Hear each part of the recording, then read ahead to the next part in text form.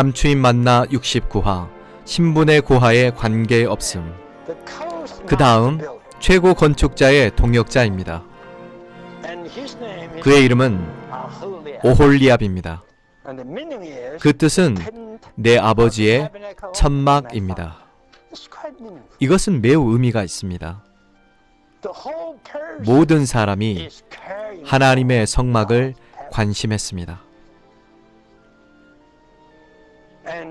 그리고 그의 아버지의 이름은 아히사막입니다. 아히사막입니다. 그것은 무슨 뜻입니까? 힘의 형제, 부축의 형제입니다. 이것은 매우 좋습니다. 힘과 부축을 받아 하나님의 성막을 위하는 한 사람이 있습니다. 하지만 단지파였습니다. 여러분 알고 계십니까? 첫 번째 최고 건축자는 유다 지파에 속했습니다. 그 지파는 왕의 지파입니다. 주 예수님의 지파입니다. 하지만 이 사람은 가장 낮은 신분의 지파에 속했습니다. 매우 낮은, 형편없는, 심지어 비열한 지파인 단지파입니다.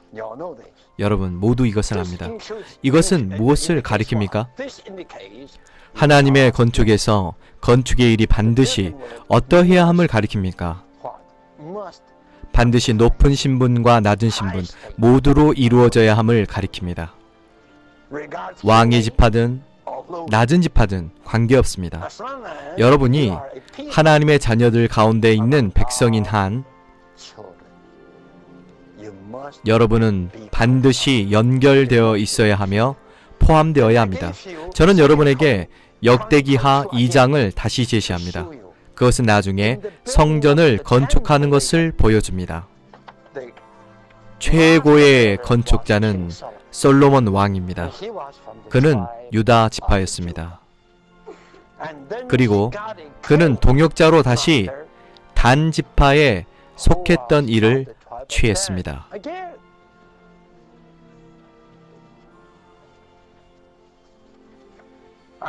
그리고 그 사람의 신분은 심지어 더 낮았습니다. 왜냐하면 그 사람은 단의 여자 중 한 여인의 아들이었기 때문입니다.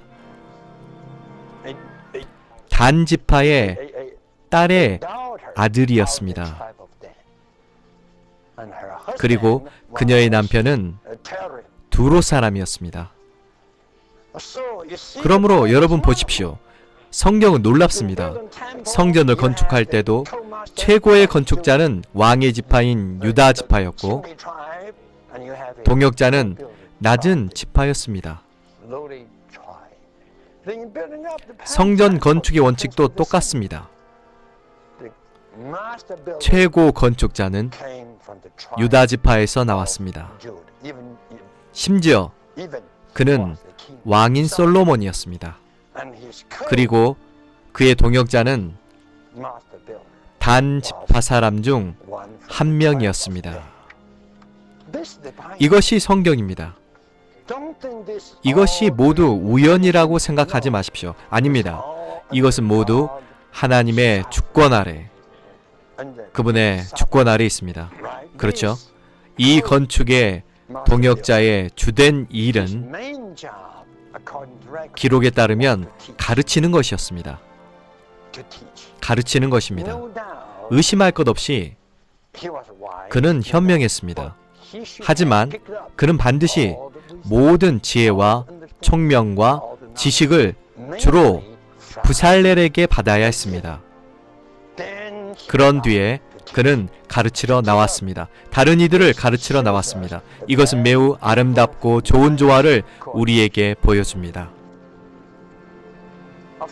물론 35장에서 분명히 말합니다. 오홀리압뿐만 아니라 부살렐도 그들 모두 가르쳤다는 것입니다. 하지만 저는 여러분이 읽는다면 이것을 보게 될 것을 확신합니다. 사실상 가르치는 것은 주로 오홀리압 쪽에 있었습니다. 교회를 건축하는 것에서 적절하게 가르치는 것이 필요합니다.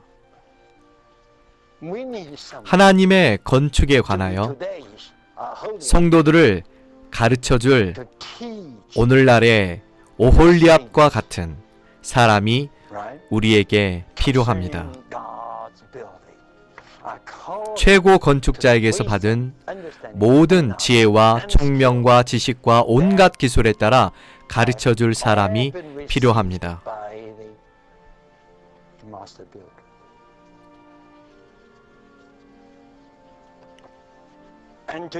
그리고 어떤 온갖 일을 합니까?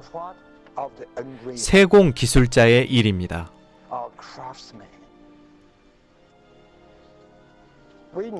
우리는 세공 기술자들이 필요합니다.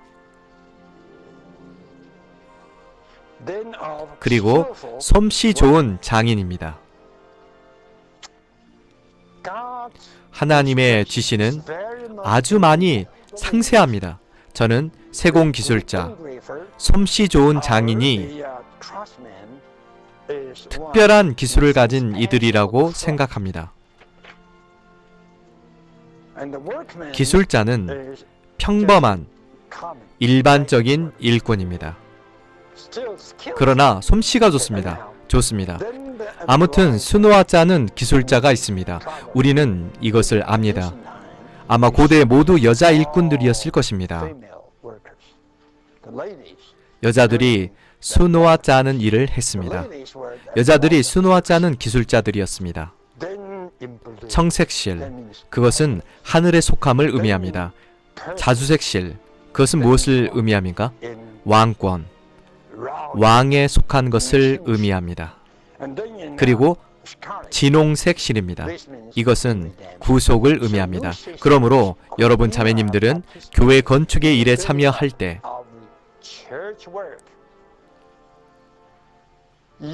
여러분에게 수노와 짜는 법에 대한 지혜와 총명과 지식이 필요합니다. 하늘에 속한 것, 그리스도의 왕권, 구속에 있어서 수노와 짜는 법입니다. 그것은 무엇입니까? 그것은 교회 건축의 세밀한 일들을 가리킵니다.